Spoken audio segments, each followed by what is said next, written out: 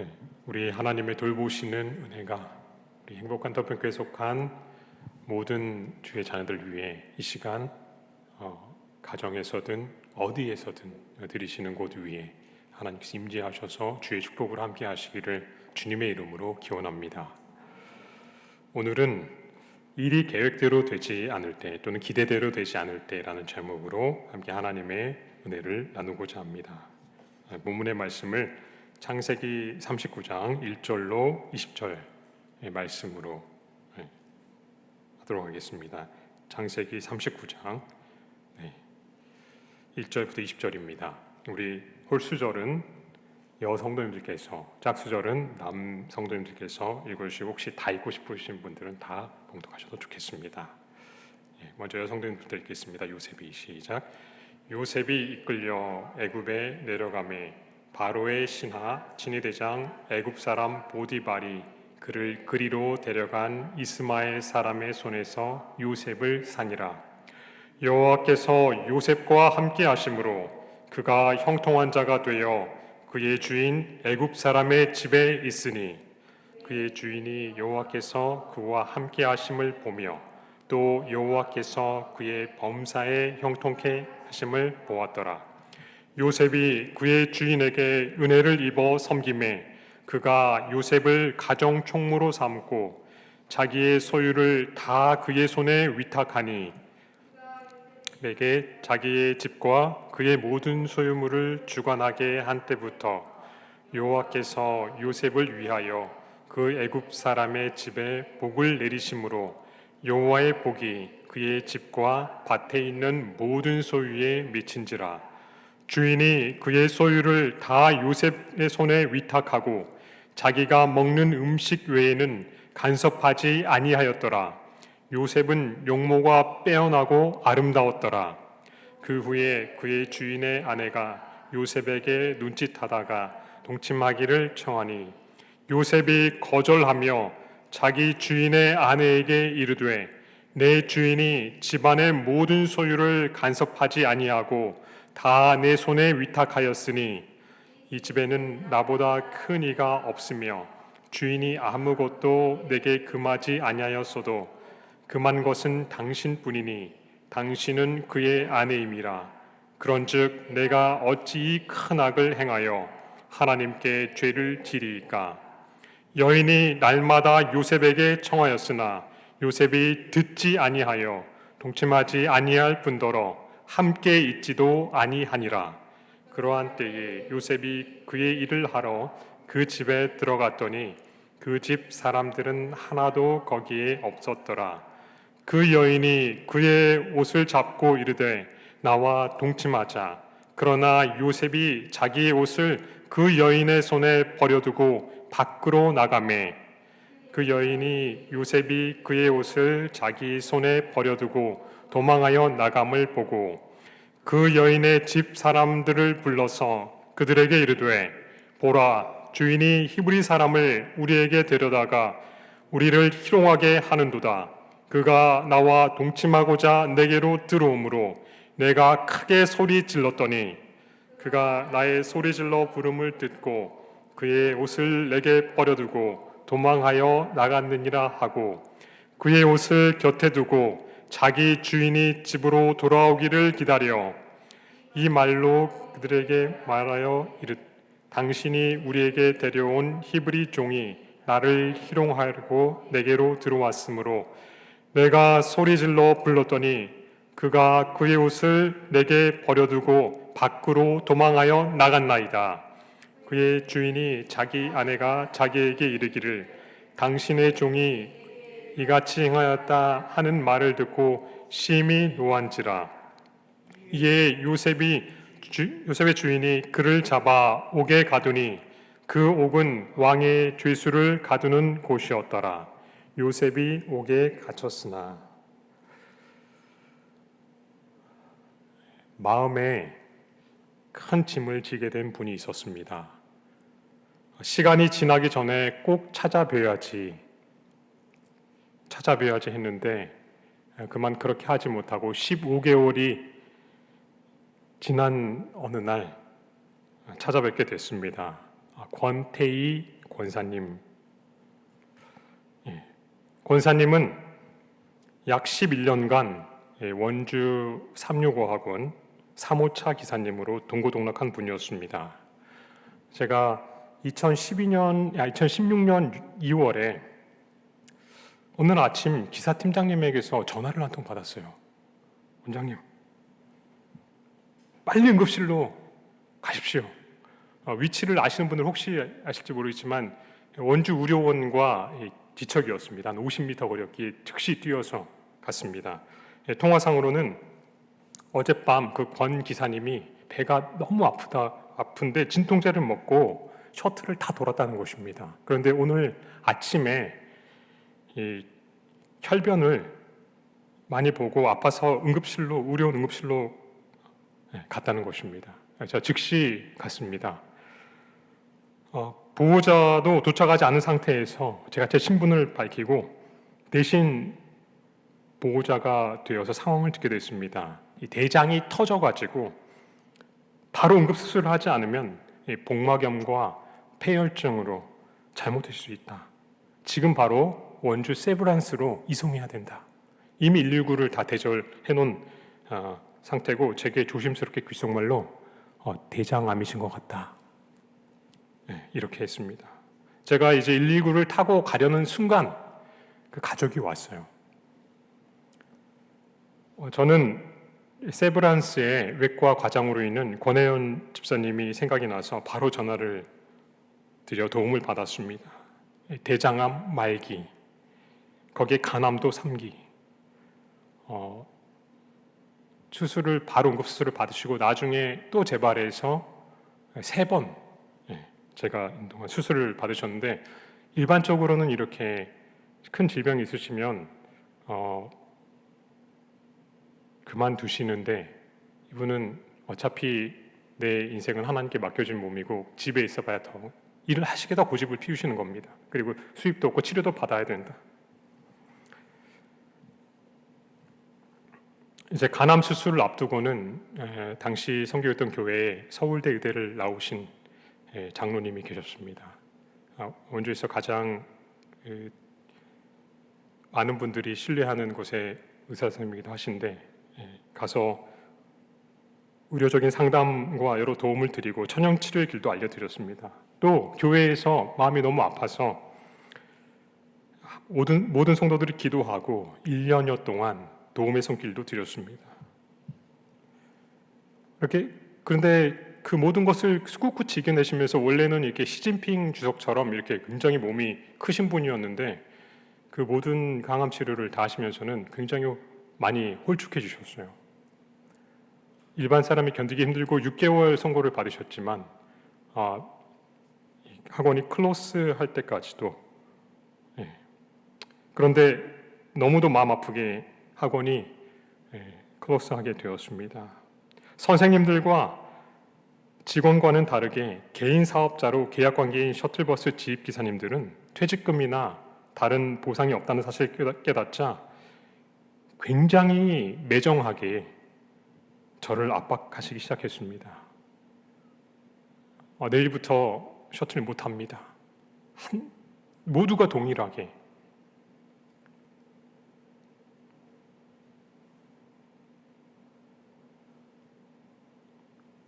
그리고 저는 어떻게든 작은 위로금이라도 받을 수 있도록 최선을 다해보겠다고 했지만 이사님들께 아무 좋은 소식을 드리지 못하였습니다.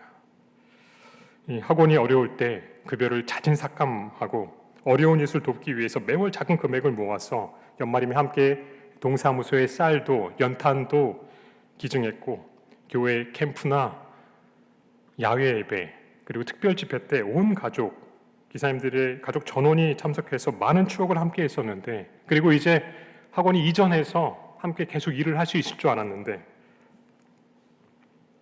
그 기대, 무엇이라도 받을 수 있거나 더 할 거라는 기대가 깨어질 때 완전히 돌변하셨던 모습은 지금도 기억이 생생합니다.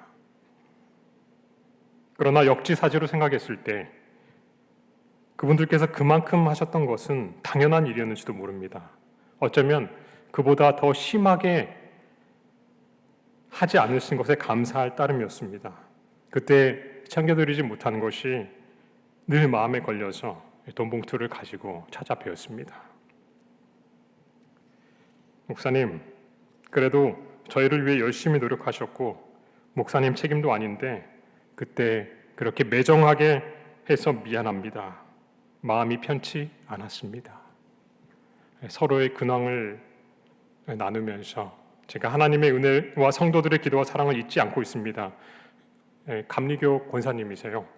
60이 넘으신 분입니다. 이후에 암이 재발했지만 4번째로 재발하신 겁니다. 수술할 체력도 되지 않고 하나님께 맡기고 어느 분의 소개로 사우나인지 불가마인지 물을 1.5리터 마시고 땀을 비오듯 빼고 왔습니다. 그런데 그곳에 있다 보니 많은 사람들을 만나게 됐는데 6개월 선고받은 제가 3년이 넘게 살게 하신 하나님을 간증하고 있는데 목사님, 생각보다 낙심자가 많더군요. 안식교인도 덜어 있었습니다. 하나님은 다른 사람들을 축복하시고 열심히 사는 자기는 사업이 어렵고 상처를 입고 교회 나가지 않고 있다. 이렇게 얘기하는 그들에게 제가 하나님이 당신을 사랑하신다는 사실을 잊지 말고 하나님 탓하지 말고 그런 이유가 우리 자신에게 있으니 믿음을 회복하라고 말해줬습니다. 그러고 나서 어느 순간 다시 검사를 받으러 갔는데 재발된 암도 깨끗이 없어졌습니다. 정말 함께 하나님께 감사하고 그때 김장을 하고 계셨는데 차려주시는 음식을 먹고 정말 가벼운 마음으로 하나님의 축복을 빌고 돌아왔습니다. 그리고 나서 말씀과 예언의 신을 읽다가 깊이 생각을 해봤습니다. 우리도 열심히 살다가 정말 열심히 살았는데도 불구하고 내가 기대하던 혹은 바라던 대로 계획대로 되지 않을 때 나는 어떻게 반응하는 사람인가? 사실 코로나 상황이 오래 지속되다 보니 계획대로 되는 것이 없습니다. 뭔가 이루어지고 내가 노력을 쏟은 것 결과가 있어야 사는 재미가 있고 동기부여도 되는데 정말 답답합니다. 내가 이렇게 기도하고 열심히 노력했는데 하나님은 당연히 좋은 결과 주셔야 하는 것 아니야? 하나님이 하라고 하신 대로 다 했는데 말씀 읽고 기도 생활 더 열심히 하는데 다니엘 주관도 맡고 정말 뜻도 정하고 열심히 기도했는데 왜 나는 빚에 시달리고 시험에 떨어지고 저 사람과 관계가 틀어져서 그래도 착하게 살려고 노력했어. 악하게 복수하지 않았어. 그리고 죄 안 지으려고 노력했어. 혹시 나 잘못될까 봐 정말 조심했는데 이젠 다 소용없어. 내가 먹고 싶은 대로 시컷 먹을 거야. 드라마 밀린 것 다 보고 난 좀 내가 하고 싶은 대로 살아도 돼. 난 망가져도 돼. 내가 하고 싶은 대로 해도 돼. 하나님도 뭐라고 나무라지 못하실 거야. 혹시 이런 심정이 드신 적이 있습니까? 자포자기의 심정, 막 나가고 싶은 심정, 심지어 반항하고 싶은 심정. 많은 사람들이 그렇게 자신의 빗나간 감정과 잘못된 선택을 합리화합니다. 사실 진정 바랐던 것은 하나님의 뜻을 행하는 것보다 시험의 합격이나 사업의 성공이나 좋은 관계, 돈, 승진이었는지 모릅니다.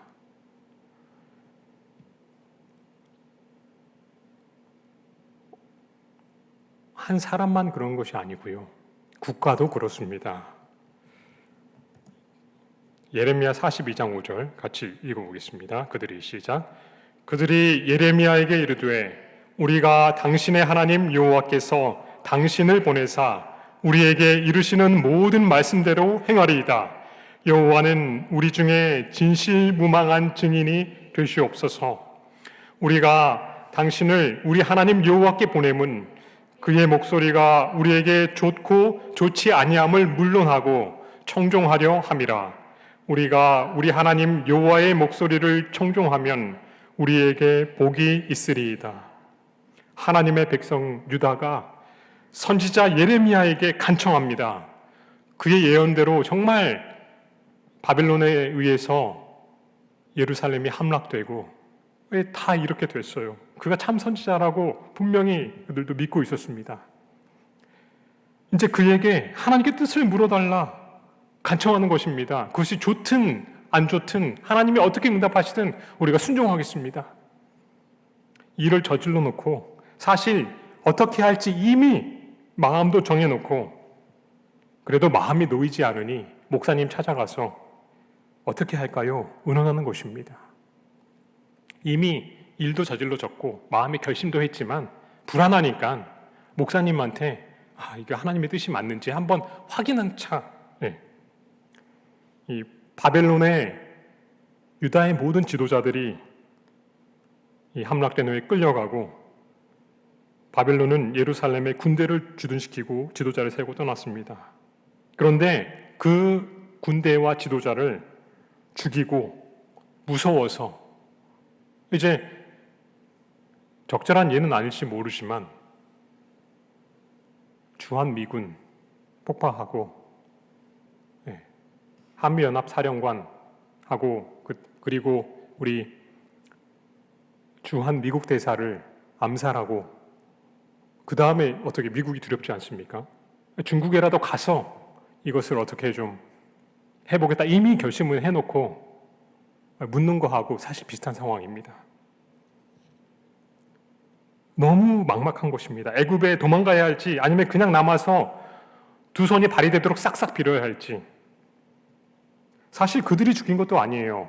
왕의 종친 이스마엘이라는 망나니가 사고를 친 겁니다. 그러나 벌은 그들이 받아야 할지도 모릅니다. 열심히 산 그들이 왜 망나니가 저지른 대가를 받아야 합니까? 도망가고 싶은 심정이었습니다. 오도 가도 못하는 상황에서 예레미야에게 부탁합니다. 하나님의 뜻을 제발 알려주십시오. 하나님의 뜻대로 예언하고 지금까지 하지 않으셨습니까? 이 일에 있어서 우리 어떻게 할지 모르니 제발 좀 기도하고 알려주십시오. 그럼 어떤 답을 주시든 순종하겠습니다. 하나님께서는 다니엘처럼 성경에 10이라는 열흘 숫자가 나옵니다. 시험하시는 숫자입니다. 계시록 2장에도 열흘 동안 시험하리라 이렇게 말씀하셨는데 하나님께서 열흘 동안 그들의 마음을 시험하신 다음에 예레미야를 통해서 당신의 응답을 보내십니다. 뭐라고 보내셨습니까? 그대로 잊고 바벨론 왕에게 충성하면 너희들이 죽지 않겠다 하셨어요. 그런데 자기 생각대로 하나님 응답이 오지 않자 갑자기 그들의 태도가 돌변합니다. 뭐라고 합니까? 간청했던 선지자에게 네가 거짓말한다. 화를 냅니다. 그것은 하나님의 뜻이 아니라고 거절합니다. 이곳에 남으라고 하여 죽이려고 하고 있다는 막말까지 합니다.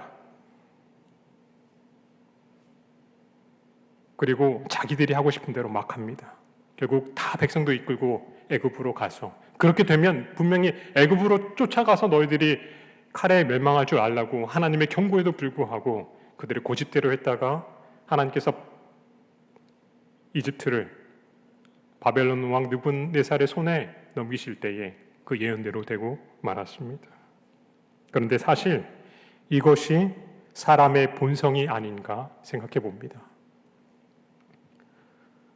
사울 왕, 이스라엘의 초대왕 사울 왕도 잘 통치해보려고 했지만 길갈에서 기다리는 한계가 왔을 때 자신이 하고 싶은 대로 제사를 드리고 맙니다. 전시 상황에서 군사들이 흩어지는 것을 가만히 보고 있을 수는 없는 것이었습니다. 적군의 수가 훨씬 많고 주변에 있던 군사들이 무서워서 도망가는데 내가 가만히 있다는 것, 기다리라고 하셨다고 가만히 있으면 어떤 행동을 하지 않으면 이거 더 큰일 날 것 같은 것입니다. 내 생각과 내 계획대로 되지 않을 때 그것도 나는 하나님이 하라는 대로 했는데 기다렸는데 내가 기대하던 결과가 이르러오지 않을 때 사람은 자신의 참 모습을 드러내는 것 같습니다. 사람의 참 모습은 큰 일을 앞두고도 드러나지만 더 많은 경우에 대체로 그 일이 이루어진 후에 그 모습이 드러납니다. 성공이든 실패든 그 후에 진짜 모습이 드러나는 것입니다. 교만해지거나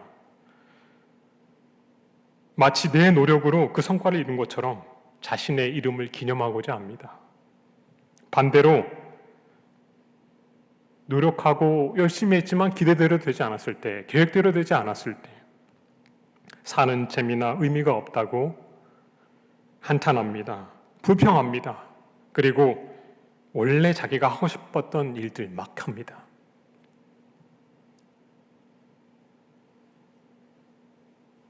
여러분, 기대대로 되지 않을 때, 나는 정직하고 바르게 했는데 결과가 나쁠 때 나의 모습은 어떤가요?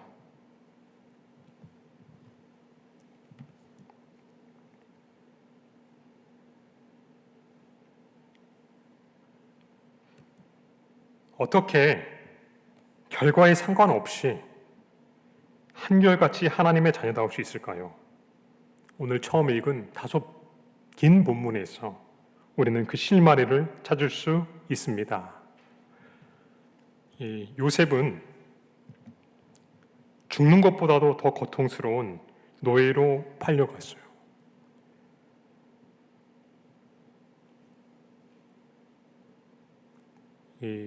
야곱이 족장이었고 정말 사랑받던 그 아들이 죽는 것보다도 더 고통스러운 노예로, 말도 잘 통하지 않은 애굽으로 끌려갔습니다. 부조와 선지자 213페이지에 이렇게 기록하고 있습니다.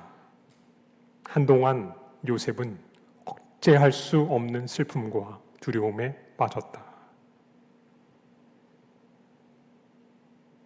아마 다니엘이 뜻을 정한 것은 요셉에 대한 이야기를 성경과 또 선지자 예레미야 등에게 접하지 않았을까 하는 생각을 해봐요. 후에 다니엘이 그랬던 것처럼 요셉도 그 극심한 혼란 속에서 하나님 앞에 뜻을 정합니다. 영감의 붓은 이렇게 기록하고 있습니다. 같이 읽어볼까요? 시작. 어떤 환경에 처하더라도 하늘 왕의 신민답게 행동하여 하나님께 충성을 다하리라는 고결한 결심으로 그의 영혼은 감동되었다. 그는 한마음으로 하나님을 섬기며 그의 운명의 시련을 인내로 당하며 날마다의 의무를 성실하게 수행하고자 하였다. 이 하루의 경험이 요셉의 생애의 전환점이 되었다.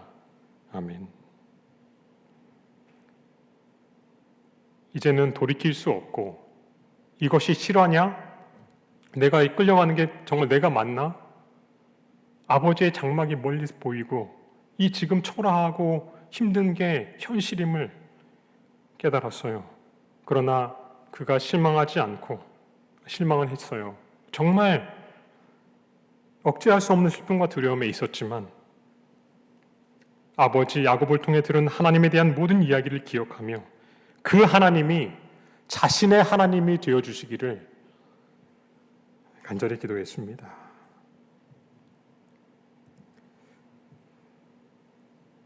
이어서 그가 애굽에서 어떻게 살았는지 부조와 선지자는 이렇게 기록하고 있습니다.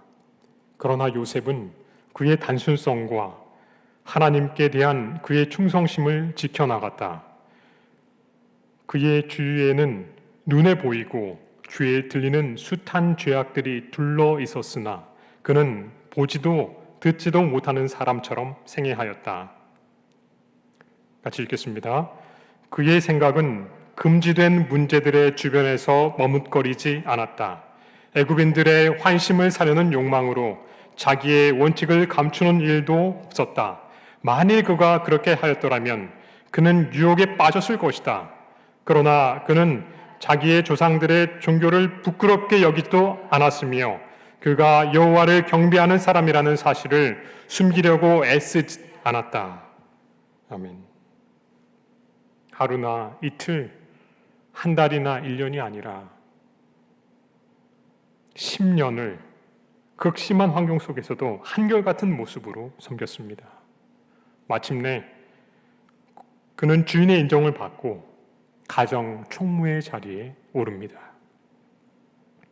그곳 모든 사람들, 그 집안 사람들에게 전적으로 신뢰받는 자가 됐어요. 그래서 주인이 아무것도 터치하지 않는, 그 와이프 외에는 아무도 터치하지 않는 신뢰받는 사람이 됐습니다.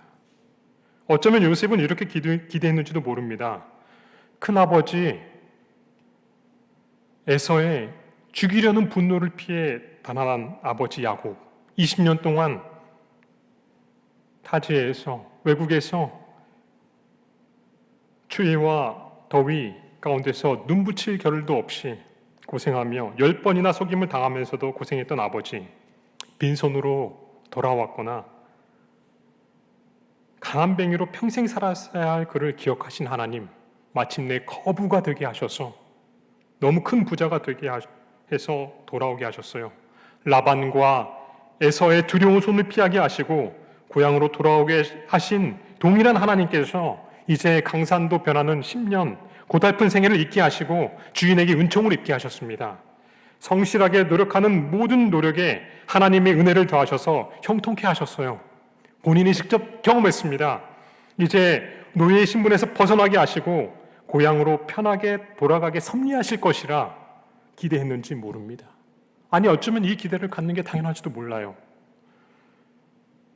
불가능한 곳에서 하나님이 형통케 하셨어요. 얼마나 행복했을까요? 하나님이 살아계셨다. 아버지 하나님일 뿐만 아니라 나의 하나님이다. 이제 이렇게 인정받게 하셨고 사랑하는 아버지께 돌아가는 길을 이제는 열어주실 때라고 믿었는데 그의 기대가 처참히 어긋나고 말았습니다. 그의 여주인이 유혹을 해오는 것입니다. 미드라시에 따르면 1년 동안 끈질기게 유혹했다고 기록하고 있습니다. 성경은 거기에 대해서 이렇게 기록하고 있습니다. 날마다 요셉에게 청하였으나 요셉이 듣지도 아니하고 함께 있지도 아니하니라. 그런즉 내가 어찌 큰 악을 행하여 하나님께 득죄하리이까.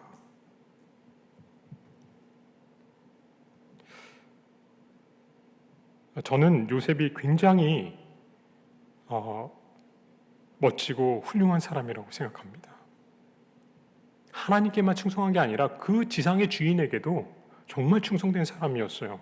부자서전 217페이지에 그는 지상에 있는 그의 주인에 대한 신의를 배반하지 않을 것이며 결과가 어떻게 되든지 간에 하늘에 계신 그의 주인께 참되게 행하고자 하였다.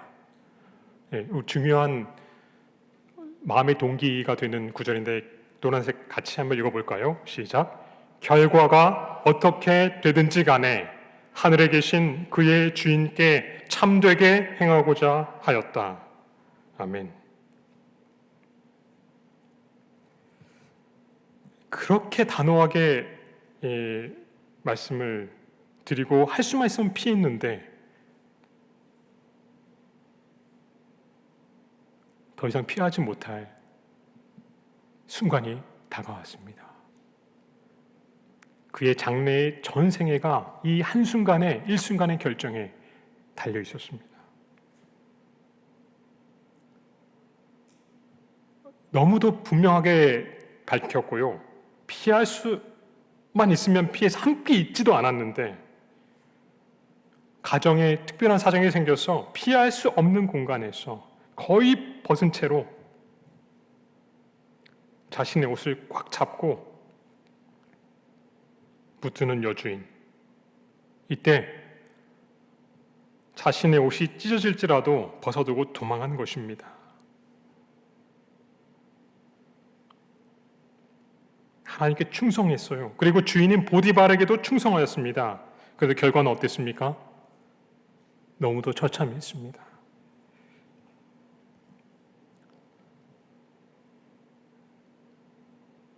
요셉은 그의 성실함 때문에 고생을 당했다. 그의 유혹자는 그에게 더러운 죄를 씌워 고소하였고 그로 인해 감옥에 들어가게 함으로 복수하였다. 만일 보디발이 요셉에 대한 그의 아내의 고소를 그대로 믿었다면 그 젊은 히브리 청년은 그의 생명을 잃었을 것이다. 그러나 한결같이 그의 품행을 특징지어온 겸손과 정직이 그의 무죄의 증거이었다. 요셉은 자기 주인집의 명성을 더럽히지 않기 위하여 수치와 속박을 감수했다. 이미 말씀드린 미드라시 그 유대 기록에 따르면 옷이 찢어졌는데 사실 옷이 찢어진 방향은 반대이었고 전혀 요셉이 그렇게 하지 않은 줄 보디발이 알았다고 했습니다. 그런데 자기 가정의 명예를 지키기 위해서 요셉을 모질게 처벌합니다. 만약 사실이었다면, 요셉이 그렇게 한 게 사실이었다면 요셉은 그 자리에서 즉사했을 것입니다. 그러나 사실이 아닌 것을 안 보디발은 그의 생명도 아끼고 또 자신의 명예도 지키는 길을 선택했습니다.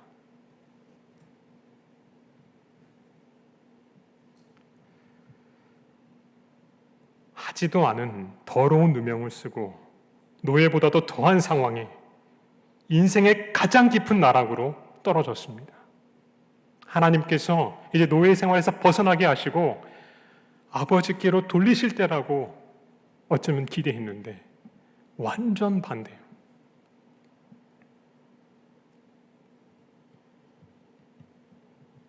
시편 105편 18절과 부조선자 218페이지 이렇게 기록하고 있습니다. 요셉은 처음에 간수들로부터 아주 혹독한 대우를 받았다. 시편 기자는 그 발이 착고에 상하며 그 몸이 쇠사슬에 매였으니 곧 여호와의 말씀이 응할 때까지라 그 말씀이 저를 연단하였도다. 여기 기록된 말씀의 히브리어 원문은 꿈을 담금질하라 98페이지 이렇게 기록하고 있습니다. 이 말씀의 원문이 그의 영혼이 쇠사슬에 결박되었다라고 표현한다. 여기서 영혼에 해당되는 히브리어 네페시가 사용됐다. 이 단어는 단순한 육체 이상을 가리킨다. 네페시는 감정, 느낌, 생각이 모두 포함되어 있는 전인적인 존재로서 인간을 뜻할 때 사용하는 말이다. 단순히 발이나 몸, 여기 공동번역과 새영어 성경에는 목에 쇠칼을 썼다. 또 새국제역은 그의 목에 쇠사슬이 감겼다고 이렇게만 했지만 그것만 사한 것이 아니라 본문은 요셉의 영혼이 쇠사슬에 결박되었다고 지적하고 있다. 그의 몸에 큰 상처가 났을 것이다. 그러나 그의 감정이 상하고 영혼이 짓이겨졌고 믿음이 공격을 받았다.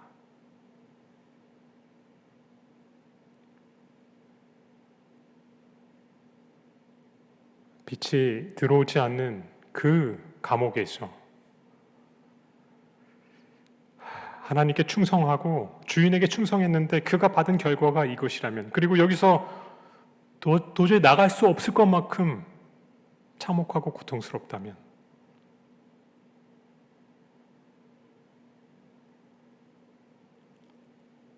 인생의 가장 어두운 순간이에요.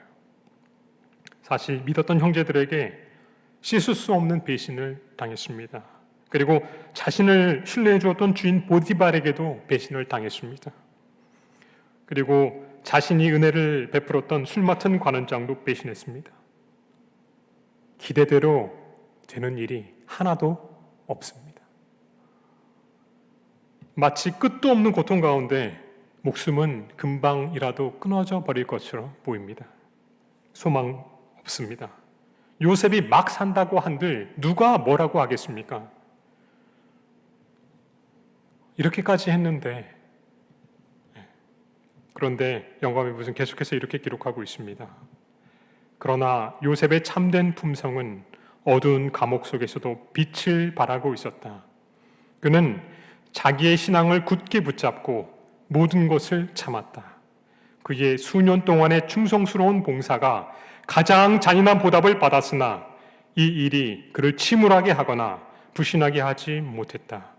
그는 양심에 꺼리낌이 없었으므로 마음이 아주 평안했다. 같이 읽겠습니다. 그는 자기의 모든 염려를 하나님께 맡겼다. 그는 자신의 불행에 마음을 앓지 않고 다른 사람의 슬픔을 가볍게 해주려고 노력하는 중에 자신의 슬픔을 잊었다. 아멘. 계속해서 조금 더 읽도록 하겠습니다. 제가 읽겠습니다. 그는 감옥에서 하루하루의 생활을 성실하게 살았고 아울러 고민과 고통 중에 있는 자들에게 동정을 베풀어 줌으로 그가 후일에 번영과 영예를 얻을 수 있는 길을 열었다. 우리가 다른 사람에게 비춘 모든 빗줄기는 우리 자신에게 반사된다. 우리가 다른 사람에게 비춘 모든 빗줄기는 우리 자신에게 반사된다. 계속해서 같이 읽겠습니다. 슬픔을 당한 사람에게 베푼 모든 친절과 동정 어린 말과 압제받는 사람의 고통을 덜어준 모든 행동과 궁핍한 사람에게 준 모든 선물은 바른 동기로 행해졌다면 행한 자에게 큰 축복이 될 것이다. 아멘. 기대에서 어긋날 때, 계획된 대로 되지 않을 때도 넘어지지 않고 막 가지 않는 비결, 승리의 비결이 바로 하나님의 믿음입니다. 그런데 그 믿음 가운데 바른 동기로 행하는 것입니다. 믿음과 바른 동기. 여러분, 나의 성실한 노력과 극기가 아무 소용이 없는 것처럼 보일 때, 다 포기하고 내 편한 대로 생각하고 싶고 내 마음대로 살고 싶을 때, 나만 보상이 없는 것처럼 보이고 이제는 나라도 보상을 해줘야겠다 이런 생각이 들 때, 하나님의 뜻에서 돌이켜서 자포자기하고 싶을 때,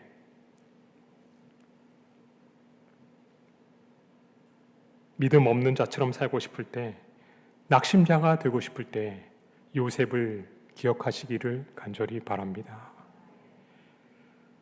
바른 동기로 행하는 세 가지 스텝을 오늘 읽은 말씀들에서 우리가 찾을 수가 있겠습니다. 첫 번째로, 결과가 어떻게 되든지 간에 하늘에 계신 주인께 참되게 행동하겠다는 결심, 그리고 그 동기입니다. 이것은 그가 노예가 되던 첫날 밤 결심하였던 것이고요. 보디발의 아내에게 수족을 받던 날 동일하게 적용한 원칙이었습니다. 어떤 환경에서도 하늘 왕의 신민답게 행동하여 하나님께 충성을 다하겠다. 이것이 바로 그리 아니하실지라도의 믿음입니다. 바른 동기로 행하는 첫 번째 발걸음은 결과에 상관없이 그리 아니하실지라도의 믿음입니다. 두 번째 스텝은 아까 우리가 읽은 대로 그는 양심에 거리낌이 없었기 때문에 마음이 아주 평안했다고 했어요. 하나님께 자신의 염려를 다 맡기는 것입니다. 정말 우리가 살아있는 한 염려는 우리 가운데서 떠날 수 없습니다. 그 어떤 순간에도 사실 한 가지 이상의 염려는 늘 우리에게 있죠. 네, 우리가 아까 부조와 선지자 218페이지 다시 한번 읽어볼까요? 그는 시작. 그는 양심에 거리낌이 없었으므로 마음이 아주 평안했다. 그는 자기의 모든 염려를 하나님께 맡겼다. 아멘. 그리고 마지막 스텝은 같이 읽어볼까요? 자신의 불행에 마음을 앓지 않고 다른 사람의 슬픔을 가볍게 해주려고 애쓰는 것. 자기 연민에 빠졌다면 요셉은 분명히 넘어졌을 것입니다. 그러나 자신을 쳐다보는 대신에 하나님을 바라보고 그리고 다른 사람의 고통을 보고 그것을 가볍게 해주고자 애썼습니다. 누구나 그렇듯 성실했는데도 하나님께 충성했는데도 결과가 나쁘면 맥이 탁 풀립니다. 정말 힘이 쭉 빠집니다. 살도 빠집니다. 밥맛도 정말 없어집니다. 막 살고 싶은 생각도 듭니다. 뭐라도 보상해주고 싶습니다. 다 포기하고 싶은 심정입니다. 그러나 우리가 기대하는 바와 하나님이 계획하시는 바가 다를 수 있음을 인정하시는 여러분과 제가 되기를 간절히 바랍니다. 그렇게 한다면, 내가 기대하는 바와 하나님이 계획하신 바가 다르다는 걸 인정한다면 우리는 결과와 상관없이 우리의 모든 염려를 그분께 맡길 수 있게 될 것입니다. 그리고 마음의 동기를 그분께서 주관해 주시도록 믿음의 손으로 우리 마음의 동기를 맡기게 될 것입니다. 그렇게만 한다면, 우리가 이해할 수 없는 어둠이 지나면, 오늘 이순자 지사님께서 기도하신 것처럼 그 어둠이 지나면 하나님의 섭리를 보게 될 것입니다. 결과와 상관없이, 상황과 상관없이 하늘왕의 신민답게 살기로 결심하고 매일 우리가 겪는 작은 일에 하나님께 충성하시는 여러분과 제가 되기를 간절히 빌면서 말씀을 마치겠습니다.